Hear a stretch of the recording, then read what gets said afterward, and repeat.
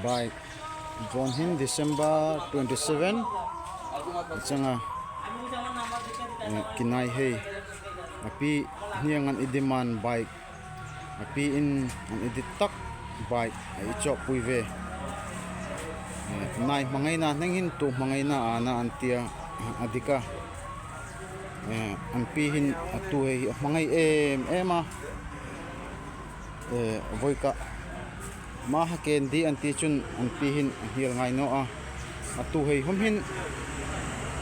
api tong hin hil ngai no a mara ma chuna big bikin anin mangai na azuala an pi hin ngai na ta an pi an hoi ve me na ding tingi tia mai an pi chok pui changa aton hin bike man poisa hai in pe fel me ka changa upa simyana la kuya ye me api achama ye hi nai acham hei champa jona upa stand there lekha hi anti fel me ka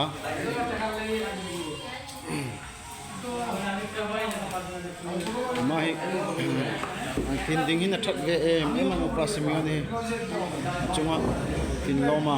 lom tu ge hilmon mol chang siala ye mai finance tvs finance amain I ka pele khan loi boy pui pu changa chung hom kin lom sa nam bonu sonjoy dep tvs finance a sinport hina chang o atun chamhere ma bike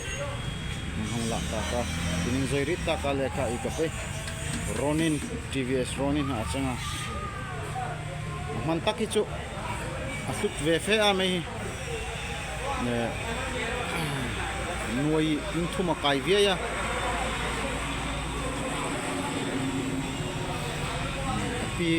api hi lalpan damna pesela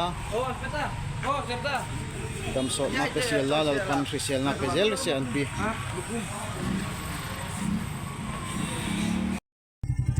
upa fakkeman meter I mola siam puya 456 km पे निकलता अट्ठाईस drive Luann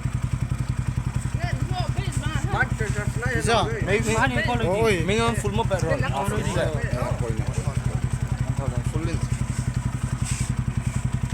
क्या ही नंरो class upa in bike thar kin nei ti hela hoino a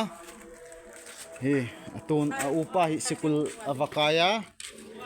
inkan mo reaction upa le nei ti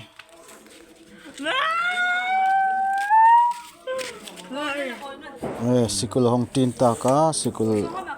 hong tin na insung a manti reaction le nei ti गांव की बाइक थरते गांव चाबी लगा सुहाग लग रजू जकवा ni dingin I man chang na man sela ke ni ding chun thil tu mai thi ha ka kin chok phak tak loi ding changa pi chunga kin long fe a chang